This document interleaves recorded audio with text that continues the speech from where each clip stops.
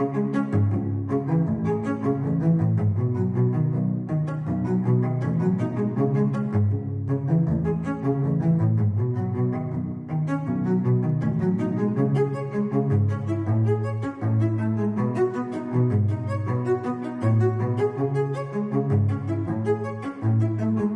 tal? Muy buenas tardes, soy Héctor de Mauleón, le agradezco que nos acompañe nuevamente en una emisión de El Foco. Mi querida Beca, bienvenida. Hola, ¿qué tal? Bonito domingo. Estamos caminando por calles de la colonia Nápoles, en un recorrido guiado por Isaac Tame. Usted lo recordará, hace unos años nos acompañó, nos guió por la colonia Condesa, y ahorita vamos a abarcar algo que pues yo me imagino, Isaac, resulta, a pesar de que lo tenemos tan a la vista, sigue siendo muy desconocido. Vamos a abordar un estilo arquitectónico de la Ciudad de México que está en colonias, pues las más evidentes, es Polanco, Las Lomas, Anzures, del Valle, Nápoles. La hemos encontrado en la Álamos. Sí. En la Obrera de pronto también encontramos algunos. Linda Vista. Acabamos de estar en el Escandón, y ahí aparece el Escandón. Es un estilo, pues tal vez es el estilo más popular que hay en la Ciudad de México, que se dio en el siglo XX y que aquí tenemos un ejemplo de este estilo. Me decía Isaac, uno de los momentos tempranos de este estilo que vamos a abordar en esta ocasión. ¿Por qué no nos platicas un poquito, Isaac, frente a qué estamos, de dónde viene esto y concretamente este conjunto, qué secretos, qué claves posee? Primero yo quisiera abordar algunos temas como para introducir el estilo. El estilo fue de los más queridos por los usuarios en México. Este estilo realmente solo está presente en dos países del mundo, en Estados Unidos y en México. Vamos a ver la historia del colonial californiano. ¿Dónde empieza? Empieza en Estados Unidos. Fíjate que estaba yo leyendo que hubo un hotel en Ensenada, sí, que se considera como el origen, un hotel que fue muy famoso, un casino cuando en la época de la Prohibición, y que ya contenía todos los elementos. Sí, pero ese fue el segundo Ensenada, proyecto en México, sí. El segundo. Pero el primero fue el casino de agua caliente. En Tijuana. En Tijuana. Ese fue el primer ejemplo en México y fue una copia de la arquitectura que se construía en Hollywood en esos días. Todos los artistas de Hollywood querían tener su casa en estilo colonial californiano. Bueno, por cierto, ahora que dices eso y estaban mencionando las colonias, recordaba yo que en los anuncios en los que se vendía la Guadalupe Inn, por ejemplo, otra colonia en colonial californiano, se vendía como la Beverly Hills de México, ¿no? Entonces siempre va a haber ese referente. ¿También? Sí, siempre va a haber ese referente de Hollywood muy presente. Es algo que está inspirado como en las misiones de Así es. Es un estilo que retoman algunos arquitectos estadounidenses que hacen ellos una revival de la arquitectura de las misiones de la Alta California. Las misiones de la Alta California son 21 misiones en estilo barroco que están construidas en California, en Estados Unidos. Son del siglo XVIII, así es. San Junípero Serra fue el más importante de los misioneros que estuvo construyendo esta serie de misiones. Y como son de zonas cálidas, desérticas, toman digamos, este modelo en el cual son paredes muy desnudas. Sí, lo que pasa es que como intervienen aquí dos factores. Primero, que es una región muy lejana de la Nueva España, entonces se trata de hacer economía en gastos, por un lado. Y por otro lado, como son los franciscanos, también tratan de ser muy austeros en su arquitectura. Entonces, por eso, aunque es una arquitectura barroca austera. Eso lo retoman una serie de arquitectos en Estados Unidos y lo ven como un ejemplo muy interesante para poderlo recrear en la época de los revivals. El revivalismo es como una etapa del estilo neoclásico. El estilo neoclásico tiene varias etapas o varios periodos. Un primer periodo, que es un periodo purista, en el que solamente se usan los 5 órdenes clásicos, solamente. Pero luego viene una segunda etapa, que es la de los revivals. ¿En qué año? ¿En qué año? Comienza a partir de 1850 la etapa de los revivals. Y eso se da hasta nuestros días. Bueno, el clásico es previo, ¿no? Tenemos que hablar de un proceso vinculado, por ejemplo, a la ilustración, a finales del siglo XVIII, principios Lo que pasa es que la arquitectura neoclásica en algún momento como que va tendiendo un poco más hacia lo barroco, en algún momento. Sí, como y esa es la primera etapa. ¿No? Esa es la primera etapa de una explosión de retomar los estilos del pasado. Entonces se retoma el gótico y se llama neogótico. Se retoma el románico y se llama neorrománico. Pero es parte, tú lo ves como parte de un mismo Como parte de la mismo arquitectura movimiento. neoclásica. Es la parte historicista de la arquitectura neoclásica. Y esa parte historicista, desde mi punto de vista, continúa hasta nuestros días. Lleva 2 siglos. Sí. Bueno, Sí, no, porque empieza en el siglo XVIII. Sí. 18, 19, Sí, 20 sí, y sí. 21. Bueno. O sea, llevaría 3 siglos y 4... El último tramo del 18, Sí. todo el 19 Sí. y todo lo que ocurre en el 19. Y estás viendo tú esto como una continuación Así es. Primera mitad de la del siglo escuela XX. neoclásica. Así es. Ahora, Pues, pero ¿y cómo, perdón, Beca, ¿y cómo ha sido tomado esto? Se me hace como muy polémico. Lo que pasa es que la arquitectura colonial californiana desde el principio le encantó a los mexicanos. Desde un inicio, en cuanto la conocieron, le encantó a los mexicanos y la retomaron. Lo cual es muy curioso porque es una arquitectura hecha en Estados Unidos, pero que es copia de la arquitectura mexicana, porque es una copia de Sí, la sí, sí, arquitectura sí. virreinal. Es curioso. Ajá. Y entonces se retoma por los mexicanos algo que ya era de ellos, pero le dan esa reinterpretación y entonces va teniendo varias etapas.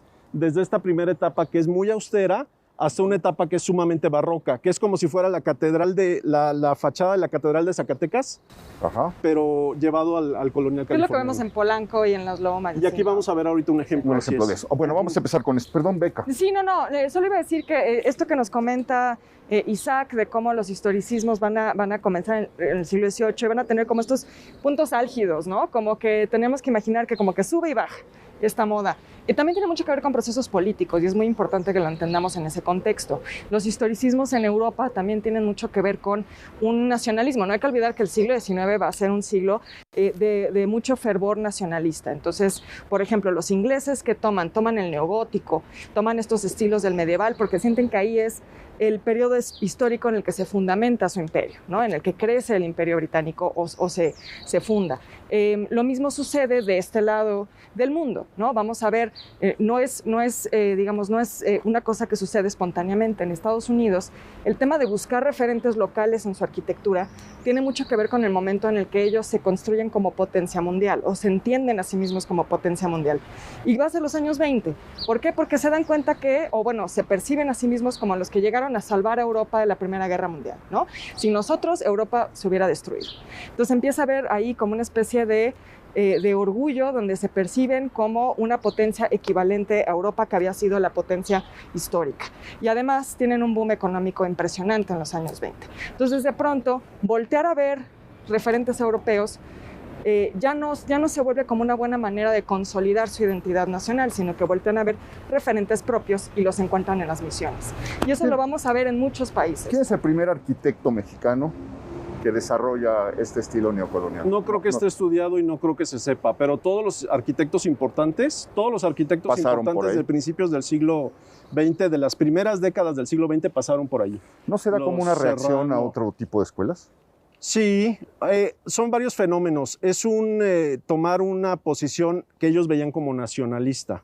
Ellos veían el colonial californiano como un estilo nacionalista. Sí. Ya en el Porfiriato había existido el estilo que le llaman neocolonial, que todos estos nombres están mal puestos. Ahorita vamos a decir por qué están mal puestos. O neobarroco también, ¿no? Neobarroco o neocolonial.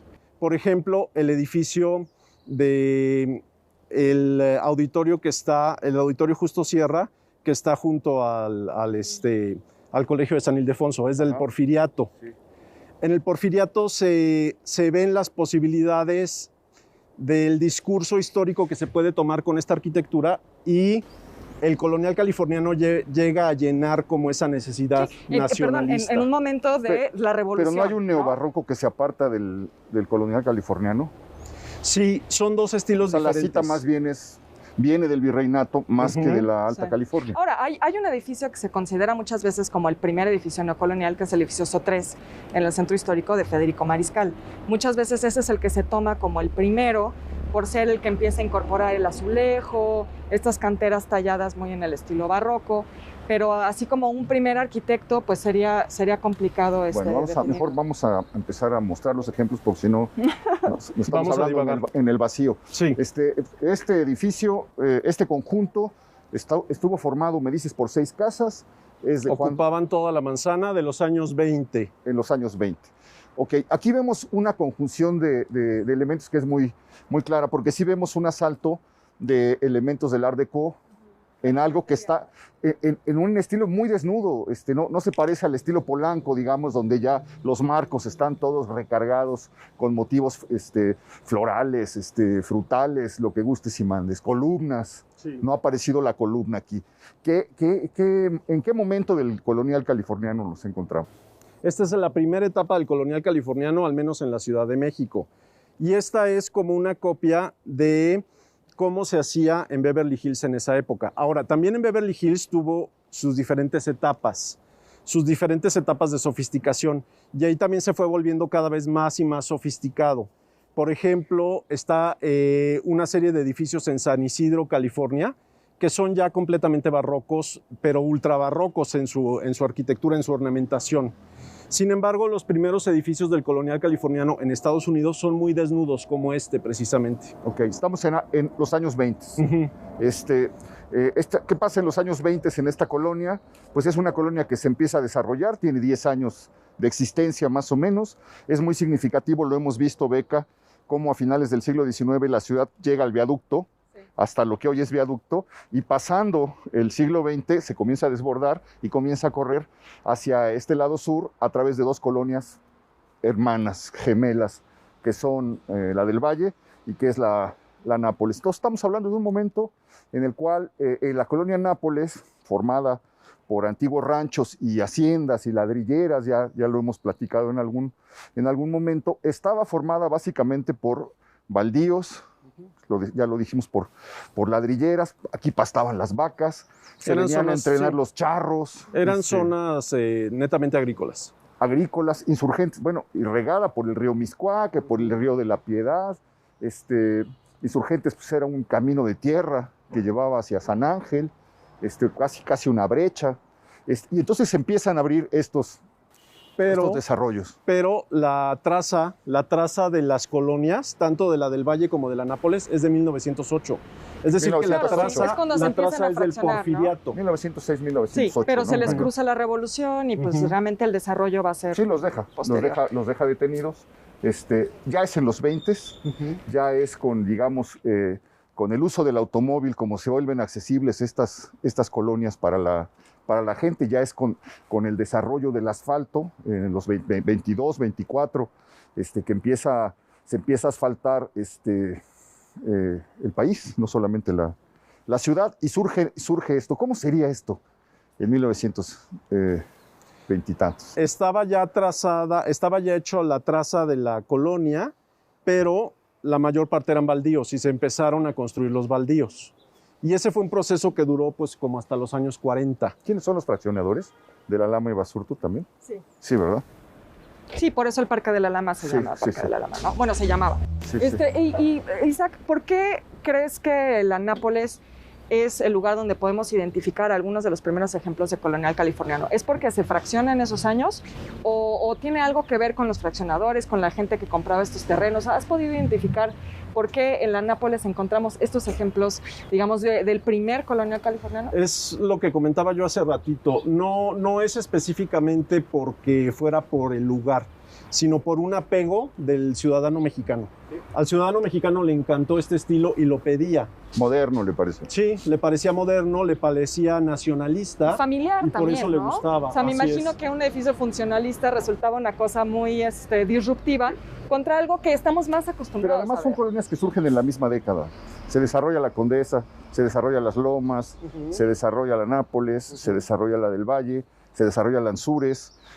Polanco mucho después, ya con un estilo que nos hablarás más adelante, pero más o menos les toca ese momento. Pero por ejemplo, estos arquitectos que construyeron este tipo de edificios, por ejemplo, Juan Segura, que es el que construyó este tipo de este conjunto lo hizo en colonial californiano, pero tiene el edificio Ermita, que es en estilo Art Deco, y tiene incluso edificios racionalistas. Pues la gente se lo pidió. La gente se lo iba pidiendo. Alguien se lo pidió. Y ellos se abocaban. El conjunto Isabel sí es completamente más colonial. Es completamente, bueno, yo lo calificaría como colonial californiano. Muy bien. Explícanos lo que tenemos aquí, los elementos que tú ves.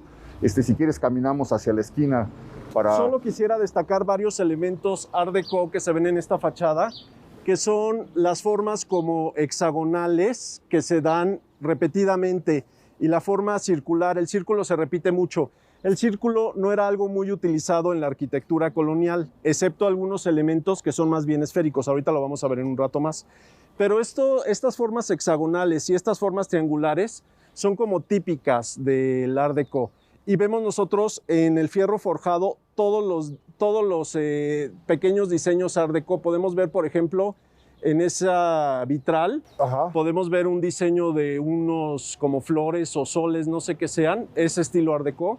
Y esta puerta es completamente estilo Art Deco. De hecho, todo este conjunto, todas sus puertas estaban diseñadas hasta el último de los detalles. Por ejemplo, aquí quitaron la puerta original, pero acá se mantiene.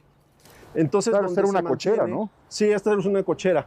Y es desde que se construyó ha sido una cochera, pero originalmente tenía un diseño que tenía que ver con esto.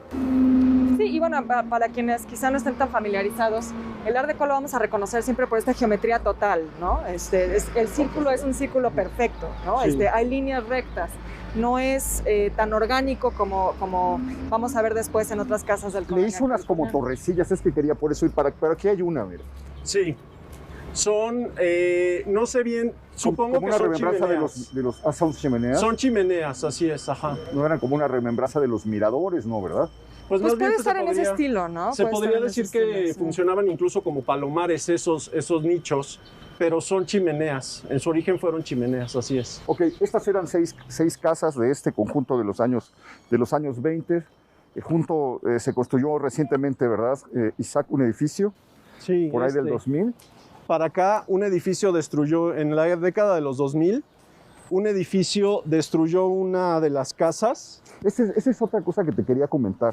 Porque a pesar de que es un estilo, que fue un estilo tan popular y que uno puede encontrar en tantas colonias, es un estilo menospreciado. Sí. Es un estilo que no se le considera o no se le ha considerado a la altura de otras expresiones arquitectónicas como el Art Deco, que tiran una y se hace un escándalo. Porque la arquitectura racionalista tendió a denigrar la arquitectura colonial californiana. Tendió a denigrarla para poder ocupar ellos un Bueno, lugar. y yo diría que no solo la arquitectura racionalista. ¿Sabes quién odiaba el colonial californiano? Diego Rivera. Diego Rivera, de los grandes detractores, decía que eran casas con las tripas de fuera por esas canteras talladas.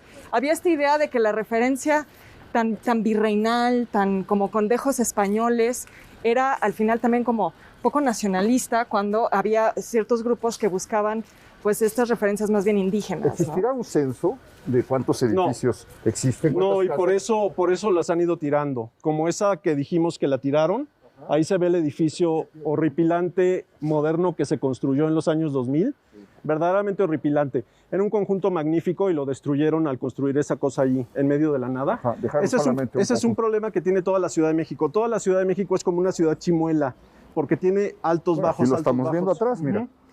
Eso Justo no lo pasa en estamos otras ciudades. En otras ciudades el urbanismo se planifica por completo y se dice, esta manzana solo puede tener tantos niveles y toda la manzana es pareja, pues como el París de Haussmann precisamente. Y la Ciudad de México no pasa eso. Precisamente no pasa eso porque no hay una cultura. Por la incuria no se protegen este tipo de edificaciones. Ahora, también, ¿Hacia Isaac, dónde vamos? quería yo comentar esta ahorita. Sobre esto, Isaac, sí deberían estar, en teoría, catalogadas por el INBA, ¿no? Estas Deberían casas, o sea, estar. la mayoría deberían de estarlo. Sí, debería haber Sí, un catálogo. en teoría. Pero también creo que un factor que es muy importante a considerar cuando hablamos de patrimonio arquitectónico del siglo XX es que muchas veces también se tiran porque no hay suficiente distancia histórica, ¿no? Es decir, ¿No si es es la suficiente? distancia histórica. O sea, si es la casa de mi abuelita, si es la casa de mis papás, igual y me resulta un poco menos difícil pensar que se puede demoler. Mientras que cuando pensamos en una casa del siglo XVIII, del siglo XIX, la pero ese consideramos como argumento más histórica, ¿no? funcionaría con el Art Deco. También se tiran muchas casas Art Deco. Pero yo creo que me suena mucho esto. Es un estilo mucho más valorado y este está infravalorado, despreciado, denigrado. Esa es una explicación brutal. Pues hay que ver lo que pasó en Polanco. Ujú. Muy Sí, bien, sí. nos detuvimos en esta. Esta casa lo interesante que tiene es su forma circular que tiene en la fachada, que es el cuerpo para las escaleras. Esta forma circular para las escaleras es algo típico de la arquitectura colonial californiana. Ahora, yo quisiera hacer una acotación sobre el nombre, colonial. está mal puesto ese nombre. Desde el punto de vista de la historiografía, México nunca fue una colonia. Un virreinato. Era un virreinato.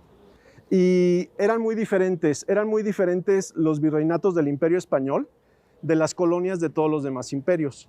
Las colonias de todos los demás imperios lo que hacían era que llegaba a Europa y se trasplantaba en el lugar de destino, como América, como África, como Asia. Y tendían a destruir lo que había alrededor de ellos. En cambio, el Imperio Español lo que hacía es que se llegaba al lugar y se fusionaba con lo que había en el lugar. Se fusionaba. Entonces, por eso en ningún momento podemos hablar de una colonia. Por eso el nombre está mal puesto, pero es el nombre que ya se le dio. Quedó, sí, ya se quedó. Bueno, pero sí hubo destrucción, ¿no? O sea, sí destruyeron las ciudades prehispánicas, sí hubo un proceso de colonización. Obviamente no se iban a quedar con los sacrificios humanos, por ejemplo. Sí hubo un proceso de colonización, pues. O sea, entiendo que el virreinato es, o sea, no es lo mismo. De conquista. Pero sí hay un proceso de conquista. Sí hay un proceso colonial. Es que conquista es lo que ocurrió, ¿no? Sí, porque no era el fin de ellos matar a los indígenas, como si fue en Estados Unidos, por ejemplo. A eso me refiero. Sí, no, si hubieran llegado los ingleses, otra cosa. De exterminio. Así es, así es. Bueno, entonces... ¿Algún otro elemento que nos quieras destacar? Solamente el uso de la cantera. En este caso tenemos cantera gris. Claro. Pero en la mayor parte de los edificios colonial californiano lo que tenemos es la cantera rosa. No ha llegado en este punto. Yo creo que esta es como una tercera etapa. ¿Aquí estamos en qué año? ¿40? 40, en los 40, así es. Muy bien. Muy bien. Sí, muy bien. Ha de haber sido alucinante andar en un coche en los años 40. Y me acuerdo mucho de los diarios de Salvador Novo, cuando se inaugura la Arena de Toros, la Plaza de Toros México, y ya está Insurgentes trazado como un poco como la conocemos, y él cuenta cómo atraviesa para ir de su oficina en Reforma a su casa en Coyoacán, y me imagino eso, describe cómo es la noche en este tramo, que un poco pasas a una zona que es un poco mal alumbrada, un poco oscura, un poco solitaria, pero alzada por este tipo o decorada o escoltada por este tipo de edificios.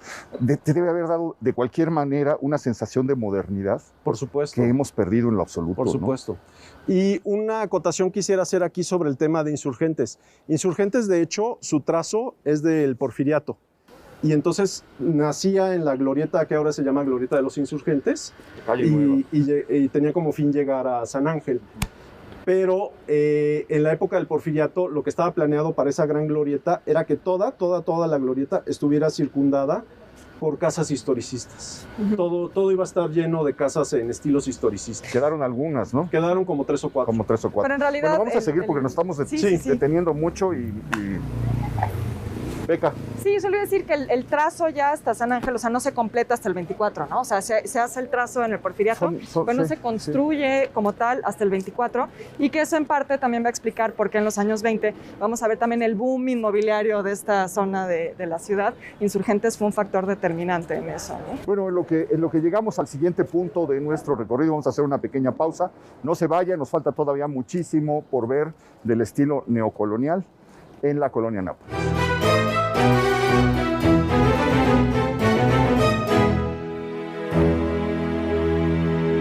Queridos conspiradores, el domingo en esta mesa vamos a poner 15 años que consideramos le hicieron un daño tremendo a nuestro país. 1913, 1928, es una retalía de tragedias.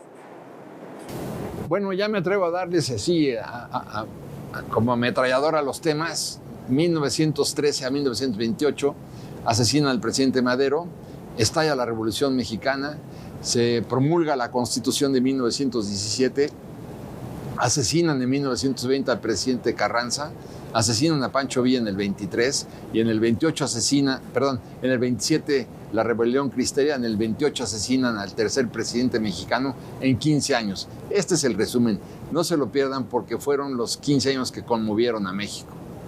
15 años donde no hay nada que celebrar, como son las celebraciones de 15 años en México, sino todo lo contrario. La construcción de un Estado de Derecho, de un país, de una democracia plena, se fue pudriendo ahí en el camino y nunca se logró retomar el origen. Acompáñenos en el refugio de los conspiradores para entrarle a este periodo intenso. No quiere decir que ahí están las culpas de lo que sucede hoy, pero es importante conocer la historia.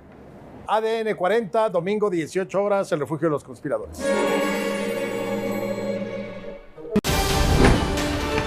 está pasando en ADN 40?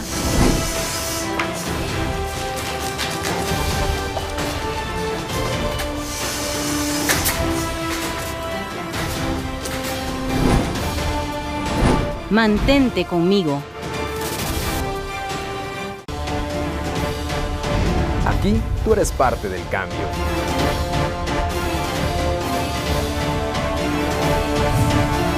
Vive la noticia, quédate conmigo. ¿Lo ves? ¿Puedes escucharlo?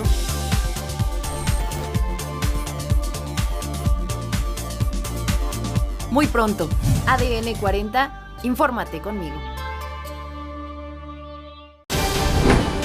¿Qué está pasando en ADN 40?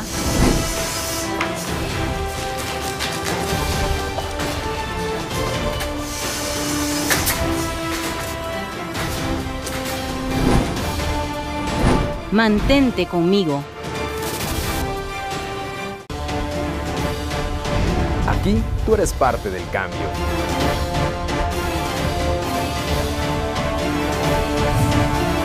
Vive la noticia, quédate conmigo. ¿Lo ves? ¿Puedes escucharlo?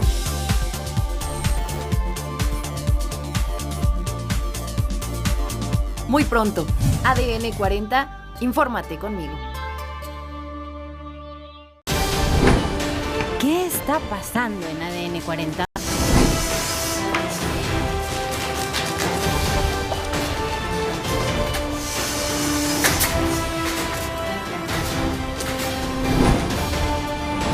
Mantente conmigo.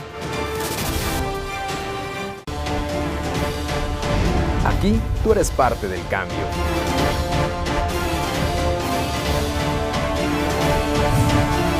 Vive la noticia, quédate conmigo. ¿Lo ves? ¿Puedes escucharlo?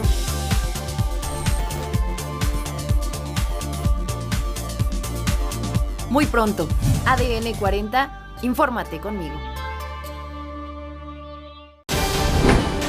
¿Qué está pasando en ADN 40?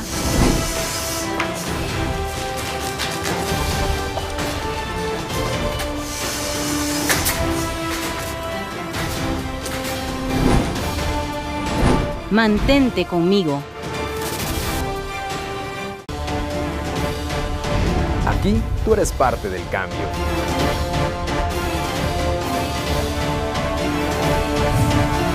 Vive la noticia, quédate conmigo.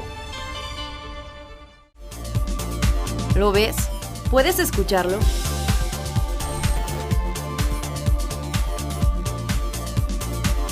Muy pronto, ADN 40, infórmate conmigo.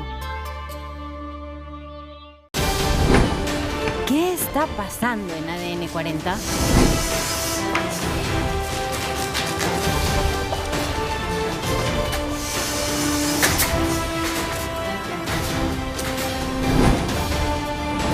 Mantente conmigo.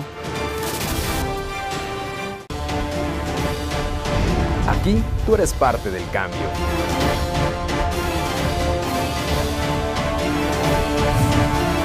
Vive la noticia, quédate conmigo. ¿Lo ves? ¿Puedes escucharlo?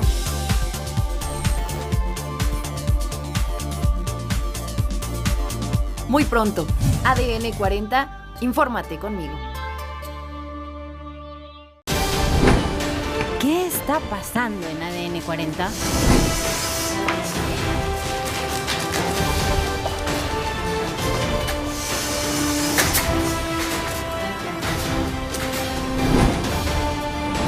Mantente conmigo. Aquí tú eres parte del cambio.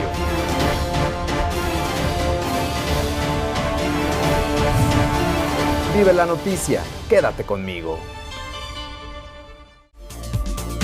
¿Lo ves? ¿Puedes escucharlo?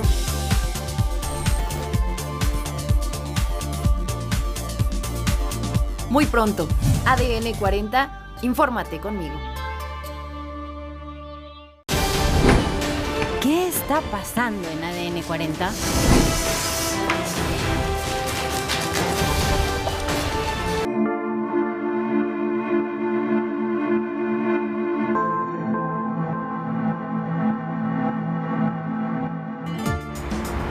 la arquitectura, la tecnología y el performance parecen a veces ámbitos muy distantes, pero han encontrado un nuevo espacio de confluencia en la Ciudad de México a través del trabajo del despacho Colonial Arquitectos y el artista Rafael Lozano Gema.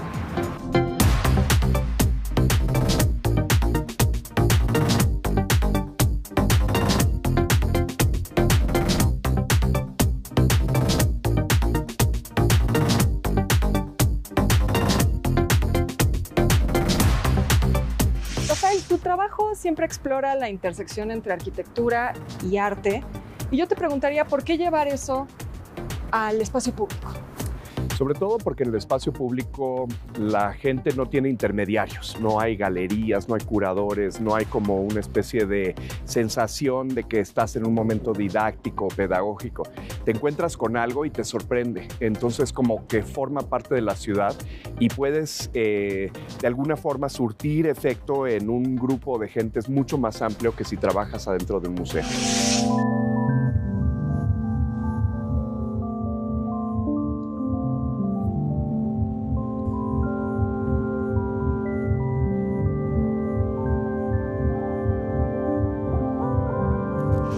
Me interesa mucho la relación de las obras interactivas con el espacio urbano, ¿no? Cómo hacer para que la ciudad represente a los ciudadanos, que creo que eso es algo que tenemos que ocuparnos mucho más en hacer. Rafael, ¿y cómo describirías este proyecto que tienes en Puerta Polanco en 5 palabras? Interactivo, comunidad, representación, intimidad, urbanismo. Una mezcla de todos estos conjuntos para hacer una pieza que esté afuera de mi control, que represente a la gente que pasa, a los peatones que circulan por Ejército Nacional y Periférico.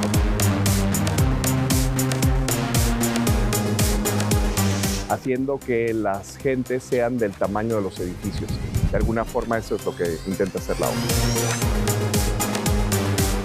Oye, pues muchas gracias por esta entrevista. Gracias a ti.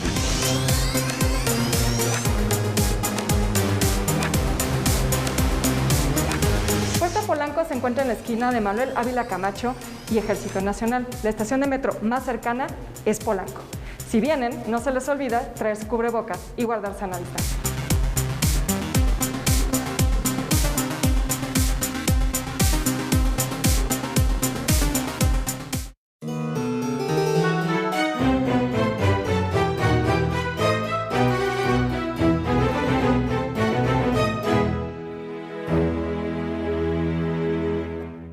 Nos encontramos en la calle de Nebraska y Nebraska.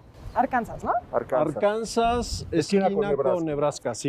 Y pues que aquí ya empezamos a ver aquí por lo que podemos ver es un contraste muy fuerte, porque por un lado tenemos de los edificios mejor mantenidos de estilo colonial californiano, pero por otro tenemos cómo se han invadido las construcciones, poniéndole como anexos que destruyen por completo la visual del Es decir, del no edificio. quitan la fachada, pero construyen algo en lo que era el jardín, de lo que hubiera sido la verja, para poner un negocio cualquiera. Aquí alcanzamos a ver una casa que está oculta. Que está muy bonita esa casa, pero ya quedó totalmente pues oculta, sí, y esa es la primera etapa para que después se vaya degradando cada vez más y al final la acaben tirando. Claro. Oye, pero vemos aquí en esta secuencia de casas una más austera, como la primera que vimos, pero ya empezamos a ver estas ya muchísimo más suntuosas, con canteras más profusas. Entonces, aquí ya estamos hablando de una segunda etapa. Lo que pasa es que ya aquí es como lo más barroco del colonial californiano. Estas dos casas son como ejemplos de lo más sofisticado a lo que llegó el colonial californiano. Esta casa, por ejemplo, es como las que llegamos a ver en Polanco, que Polanco, en el caso de la Ciudad de México, es lo más sofisticado de este estilo colonial californiano. Y entonces vemos nosotros, por ejemplo, cómo está en cantera rosa, que es lo que comentaba hace rato, cantera rosa, que es muy utilizada para este estilo.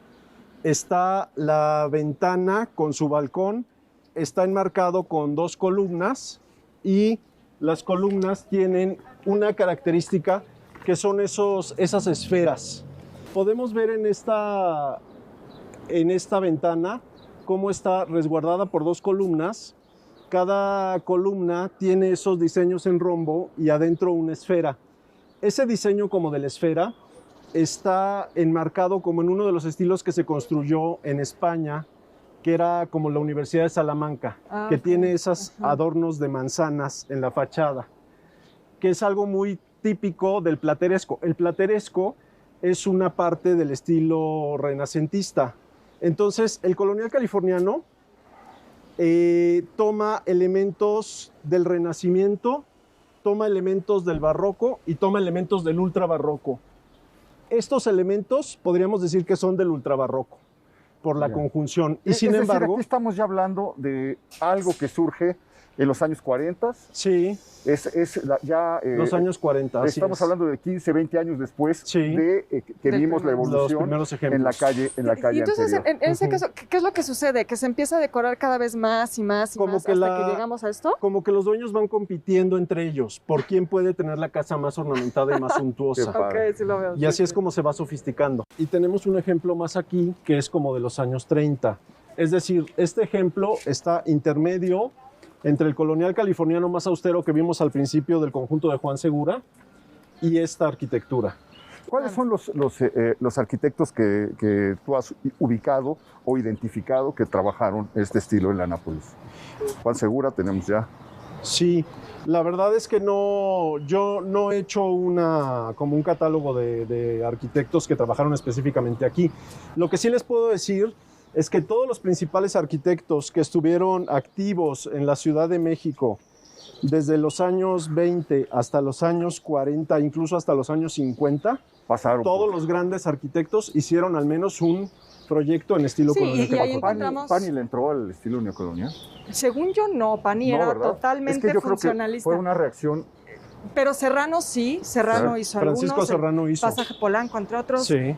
Segura, desde luego. Mariscal, ya lo habíamos mencionado hace algunos. Pero también de pronto es muy bonito porque sí encontramos algunas con una plaquita, ¿no? Normalmente de Talavera. Con el nombre del arquitecto. Y muchas veces no son los arquitectos más famosos, no son los que tenemos muchas veces en la cabeza o de los que se han escrito libros, pero que estaban activos y que hacían mucho arquitectura civil, ¿no?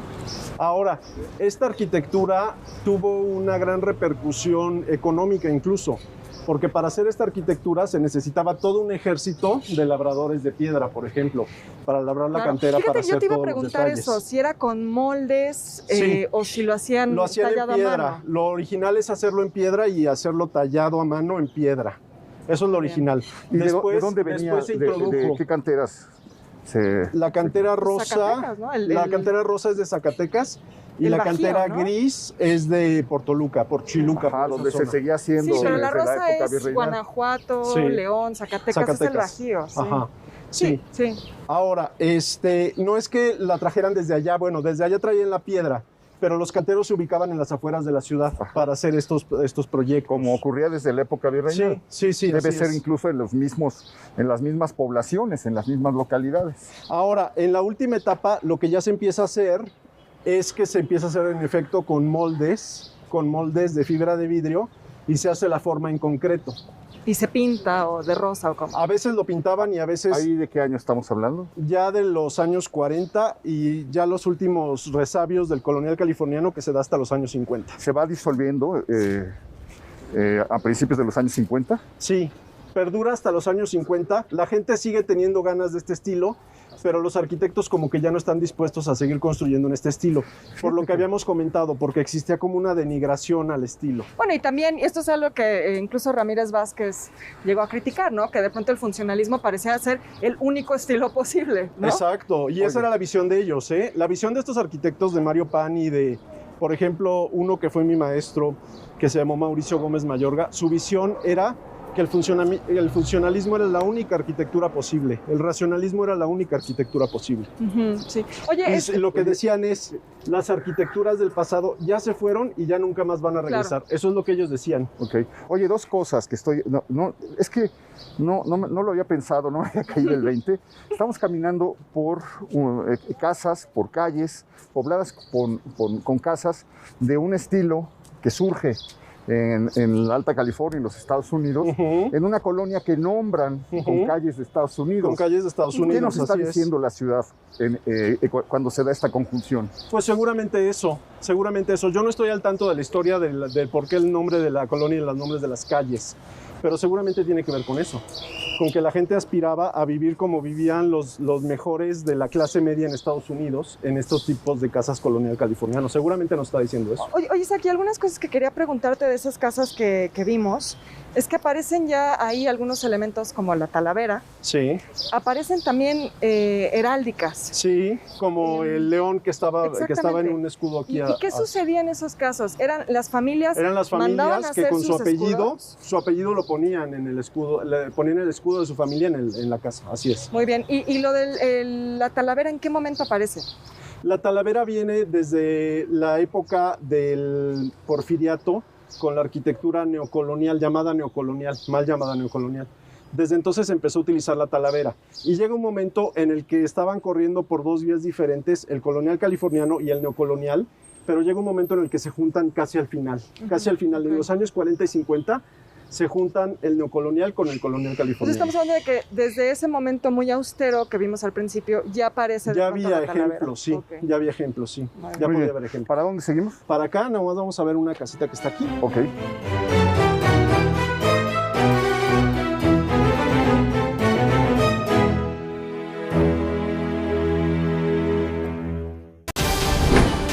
¿Qué está pasando en ADN 40?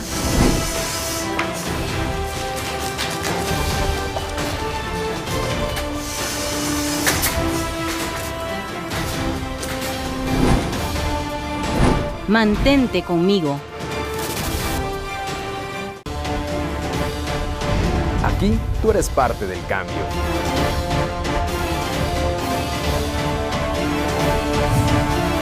Vive la noticia, quédate conmigo. ¿Lo ves? ¿Puedes escucharlo?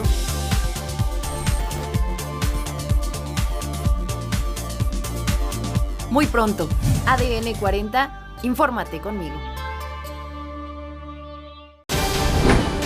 ¿Qué está pasando en ADN 40?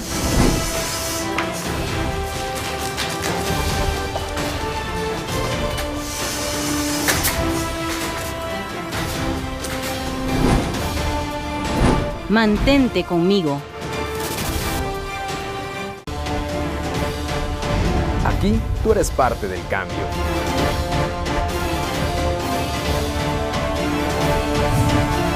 Vive la noticia, quédate conmigo. ¿Lo ves? ¿Puedes escucharlo?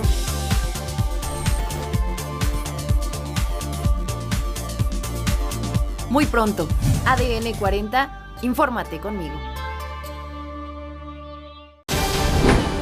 ¿Qué está pasando en ADN 40?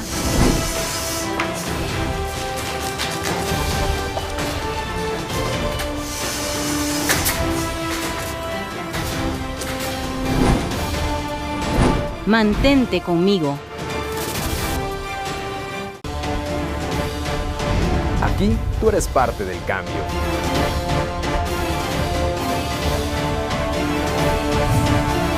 Vive la noticia, quédate conmigo. ¿Lo ves? ¿Puedes escucharlo?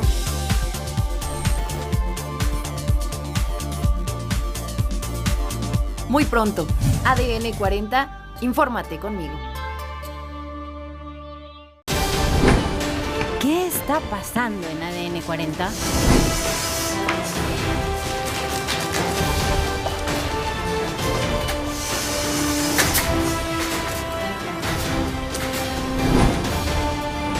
Mantente conmigo. Aquí tú eres parte del cambio.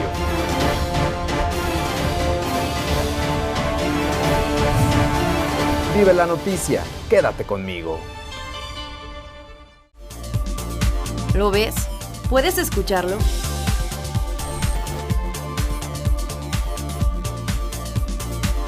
Muy pronto, ADN 40, infórmate conmigo. ¿Qué está pasando en ADN 40?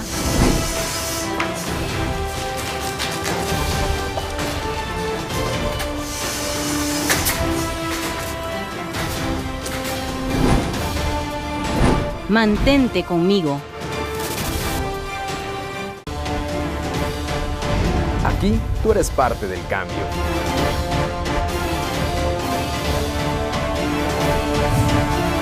Vive la noticia, quédate conmigo. ¿Lo ves? ¿Puedes escucharlo?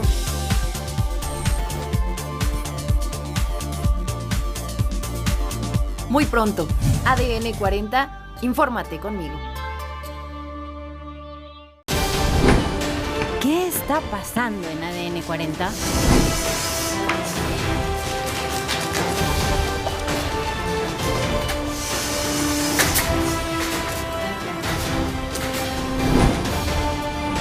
Mantente conmigo. Aquí tú eres parte del cambio.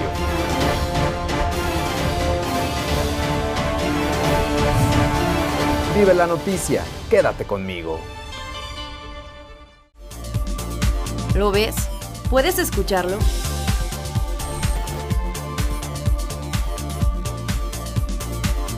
Muy pronto, ADN 40, infórmate conmigo. ¿Qué está pasando en ADN 40?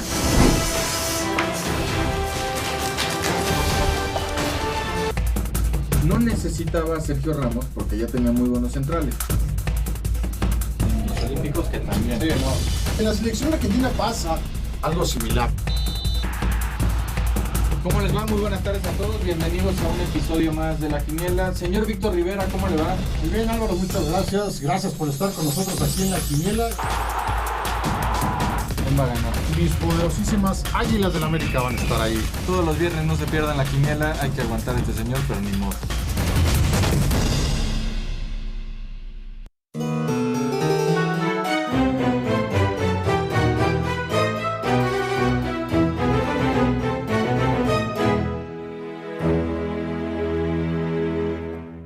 Esquina de Oklahoma y Dakota. Isaac, hemos venido hasta esta otra punta, digamos, de la colonia Nápoles para ver el ejemplo que tenemos aquí enfrente, que pues ya parece una casa calcada de Polanco. Sí, así es. Ese balconcito que abajo tiene todo ese arreglo neobarroco es típico de las casas de Polanco. Un poco el arbolito no nos permite mucho ver la casa, pero es una casa que está manejando todo ese estilo, que es el estilo del Polanco de los años 40, tal cual, así es. Por ejemplo, vemos en el techo vemos como después de en la cimera de hasta arriba del techo, tiene esos elementos que son como una esfera que arriba tuviera un cono. Ajá. Algunos ejemplos, y había varios aquí en la colonia Nápoles y después lo tiraron por desgracia. Algunos ejemplos, esa cimera en vez de tener esa forma de barro, tenían tibores chinos. Tibores de porcelana china los tenían hasta arriba de sus casas. Y había varios ejemplos aquí en esta colonia, en Colonial Californiano, con ese remate arquitectónico. Eso queda en Polanco, ¿no? Bueno, yo no lo he visto en Polanco, pero aquí en la Nápoles, enfrente de la iglesia de San Antonio, ajá, exactamente enfrente, había 3 casas que las 3 tenían esa característica y las tiraron, desgraciadamente las tiraron. Aquí vemos esta casa bien conservada y junto vemos un edificio de la corriente arquitectónica racionalista, funcionalista de los años 70. Típico de los años 70, la arquitectura en concreto sobre pilotes, se llama pilotes esas columnas aisladas en la parte de abajo para dejar algo que se llama planta libre en este tipo de arquitectura. Y vemos 2 ejemplos muy bonitos de arquitectura de 2 diferentes épocas. Esta muy moderna y la colonial californiano, que es como lo que más le gustaba a la gente en esa época, pero muchos, por supuesto, no podían permitirse comprar una casa como estos, entonces compraban un departamento en algo mucho más moderno. Isaac, y otro elemento que vemos aquí que es muy interesante, lo hemos notado a lo largo de este recorrido, es que precisamente en el estilo estadounidense vemos que hay como un jardincito enfrente, ¿no? O sea, la casa no está, digamos, como estos edificios que comienzan luego de calle entras al inmueble, sino que dejan este espacio como de jardín. Muchas veces va a haber pórticos también. Todas estas casas, sobre todo en esta colonia en la Nápoles, todas estas casas y en algunas de Polanco tenían esa característica de que estaba el terreno y la casa no ocupaba todo el terreno, sino que se quedaba en medio de la casa y todo alrededor era jardín. Eso se llegó a ver en la colonia Juárez, en algunas casas, en los chalets de la colonia Juárez, en la colonia del Imparcial, allí en Azcapotzalco, era una de las condiciones. Por primera vez atraviesas una reja donde hay un trecho de jardín para entrar a la casa, no se desplanta inmediatamente como era costumbre. Era la costumbre aquí y en muchas ciudades europeas, ¿no? Es lo que se acostumbra. Esto es netamente un modelo estadounidense, por lo que entiendo, por supuesto, ¿no? Sí, así es estadounidense, es el estilo de vida del suburbio. Ajá, del suburbio estadounidense, tal cual. Así Oye, es. Y fíjate que a mí me parece muy interesante porque es como una manera también de generar una transición entre espacio público y espacio privado. Sí. ¿No? No es de golpe, sino que tienes un pequeño espacio ahí, como un umbral entre uno y otro, que también resulta muy interesante, ¿no? Tienes un respiro, tienes un umbral y no está de golpe la construcción, sino que tienes algo intermedio que se vuelve como un colchón entre lo público y lo privado, así es. Muy bien, ya estamos otra vez de vuelta aquí. No, solamente le dimos la vuelta. Solamente le hemos dado la vuelta al World Trade Center. 3, 4 calles. Así es, máximo 3 calles. Encontramos esto. ¿Es aquí donde se concentra este tipo de arquitectura o son ejemplos significativos? No, son ejemplos significativos porque toda la colonia está llena. Oye, y ahí vemos uno maravilloso con vitrales, ¿no? Ahorita la vamos a ir a ver.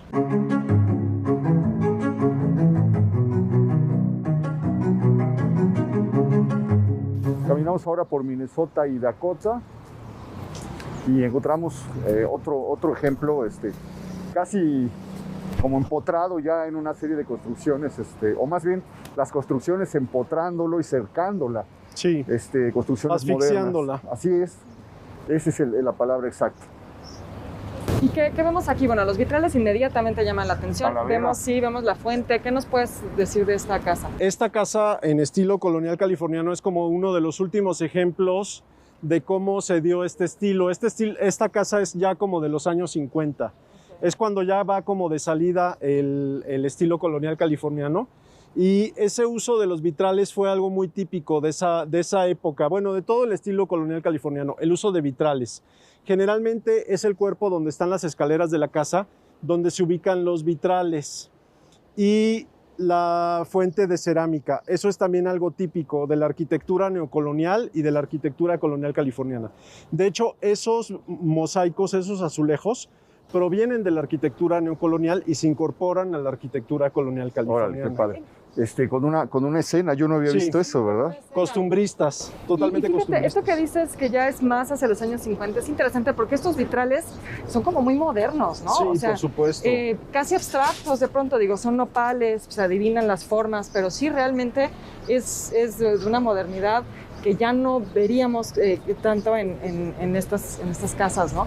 Y también otro punto interesante es los óculos, que creo que no lo habíamos mencionado, de pronto aparecen ahí también, ¿no? Como esa ventanita con forma de ojo, sí, así es. ¿Cuál sería, digamos, las características del momento de extinción o de disolución del estilo colonial californiano? Yo diría, pero eso es una teoría muy personal mía, yo diría que tiene que ver con una cuestión económica. La gente ya no tiene para adquirir una vivienda tan sofisticada con tantos ornamentos que son tan caros, porque implican canteros, implican toda una serie de artes aplicadas conjuntas. Ya no tienen dinero para eso, entonces la gente naturalmente se vuelca hacia la arquitectura racionalista, que es pues mucho más, en teoría, mucho más barata. El problema de la arquitectura racionalista es que sí es más barata, pero cuando se hace de mala calidad, porque para que se vea impresionante tiene que ser carísima, tiene que ser con los mejores materiales y el acabado tiene que ser perfecto. Y eso significa... No puede haber un solo defecto en el No puede haber un defecto, ¿no? Porque entonces se grita, el defecto grita. Entonces, eso de que la arquitectura racionalista es más barata es solo un mito. Lo que en realidad vimos es que pasaron de tener una casa muy bonita como era la colonial californiana, pues a una casa mucho más barata. Eso fue lo que pasó. y así se extinguió el estilo. Y comienza la extinción de la ciudad. Sí, también. También. Pierde una fisonomía determinada, Por supuesto, pierde un gusto, por supuesto. y comienza pues la improvisación, sí, la autoconstrucción, etcétera. Ahí vemos una hornacina, que también va a ser un elemento que no habíamos visto antes y va a ser muy del colonial californiano, ¿cierto? Las hornacinas con imágenes de santos son típicos del colonial californiano. ¿Qué año será esto? Este debe ser de los temprano? años 40. ¿40? No, debe ser de los años 40. Pero es una casa que no está muy ornamentada. O sea, es una casa como más sencilla, digamos. Pues Isaac, aquí ya nos están haciendo señas de que ya estamos en los últimos minutos de este recorrido, que pues ha sido muy disfrutable, la verdad, encontrar tantas cosas, como dijimos, haciendo una vuelta en un par de cuadras nada más. Así es. Oye, pero nos falta muchísimo que ver, Isaac. Como lo mencionábamos al principio, la Ciudad de México está sembrada por este tipo de arquitectura, casi en las colonias centrales de la primera mitad del siglo XX la vamos a encontrar diseminada por todas partes, pero valdría la pena movernos a otra colonia. Las lomas de Chapultepec. ¿Por qué no vamos a las lomas de Chapultepec? No hemos ido, alguna vez iniciamos un recorrido ahí. Es muy interesante lo que podemos contar de la historia de las lomas y es muy interesante lo que podemos ir encontrando acerca de este estilo. Así es que si no te molesta, nos podemos ver en 8 días para caminar por ahí. Oye, pues te agradezco muchísimo. Gracias, muchas gracias. Muchas gracias. Muy disfrutable, muy interesante.